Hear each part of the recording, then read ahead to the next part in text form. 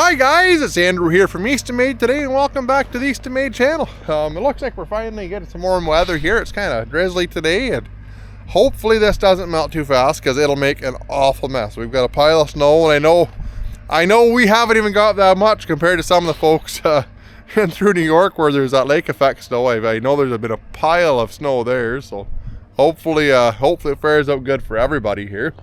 I'm out here in the wood yard. I'm going to talk about why we do the wedges the way that we do them, because there's three different ways you can kind of make a wedge for a wood splitter, or like a multi-way wedge, three different kind of configurations. And I've done it every way. Like on the Bell's machines, we've done it just about every way. I've tried it about every way on the Eastonmade side of it here too. And there's a reason why we've landed on this. We built a solid wedge. It's a one-piece wedge. We don't have the wings move at all. And there's a couple of different reasons for that. I'm going to explain that to you. I don't think there's really a right or wrong to it, honestly, guys. Obviously, they work well every way. Like, there's competitors that are building them differently. And like I said, there's not really a right or wrong to it, but I'm going to try and explain to you why we do it the way that we do, and kind of my thought process on it. Like I said, I don't think there's a right or wrong to it. I just want to explain why we do it our way. So as you can see, this is an Eastonmade wedge. This is a 2228 that's getting ready to ship out here.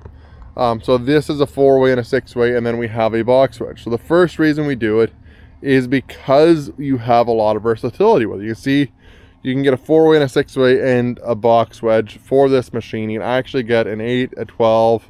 There's 3 different box wedge configurations for it, and they just swap in and out. So you can get multiple wedge options with one machine. You don't need to buy a different machine to get a box wedge or to get a 12-way or whatever. You can get it on the same chassis platform as long as it has the tonnage to do so.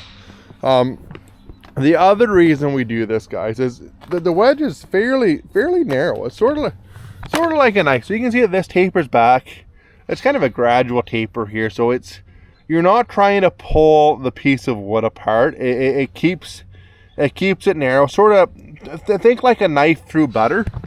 Is kind of the best analogy, the best way to put it. If you have that, so it's really wide and tapers out. So if you have like the main wedge, and then you have to have something that slips over the back of it here, that main wedge needs to be wide enough in order for the back wedge is not to be a hindrance. So by the time you get out to here, it's really wide. So if you're into a piece of wood that's really stringy, really hard to split, you have to try and pull that apart and then shove it through the wedge. And the other thing you run into with that is when you have it wider like that, not only is it harder to pull the piece of wood apart, but by the time that it gets to the back set of wings here, it wants to flare out quite a bit. So it's just a little harder to control. Like we've done this on the Bell's machines quite a bit. That's why we don't do it. It kind of forces the piece of wood to kind of slip through the wedge rather than trying to be pulled apart by the wedge. And the advantage of having it so it pops is that if you're into a piece of wood that's really easy to split, a piece of red oak, a piece of ash, something like that where the grain is really straight on, it pops it apart.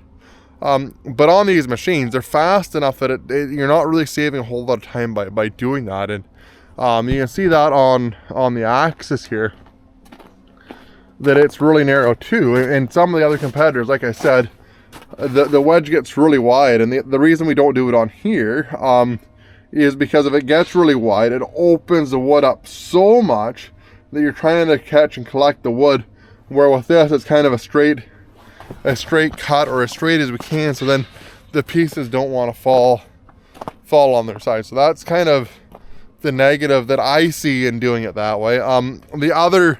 The other way to do a wedge is to have a main blade, like the main knife here, and have a sleeve that slips over top of it. Again, that needs to get really wide to get around that sleeve. And then the other thing you run into with that is that if you are into something really stringy and want to pull that wedge off, you're always going to be limited, because if that slips over top here, you're going to lose a couple inches worth of strokes. If you're into something that is really stringy, where you have to take advantage of that single wedge, it's not going to give you a full and complete split.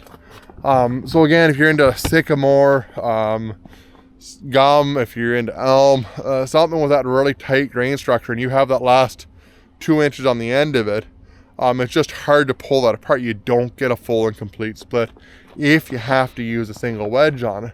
The other thing with the ones that slip over top like that, with the sleeve type wedges, is they're always going to be pounding against the main blade. And over time, obviously these work well, guys, but over time, my thought is that it's going to wear. Like every time you're trying to pull that wedge apart, as it's getting run into the main wedge, and it just is what it is. I think they'd end up being kind of more of a consumable part rather than a part that you're just gonna stick in and gonna last for you.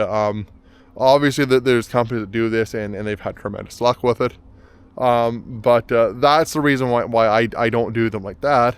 The other thing with having either the sleeve type wedge that floats behind the wedge or over top of it is that the cylinder that controls this has to be placed in a more vulnerable position. The cylinder that lifts the wedge up and down is going to have to be on the back of it here somewhere, and you're going to have some sort of mechanism or pin, and it's going to be more exposed. Like I said, I've done this before with the Bell's processor. We've seen that done. So like I'm speaking from experience here, guys, where with this here, you can see the cylinder is tucked way up underneath here and the lifting mechanism is underneath. So there's not really anything that can damage that part of it. So again, guys, like I said, this is why we do the wedges the way that we do them.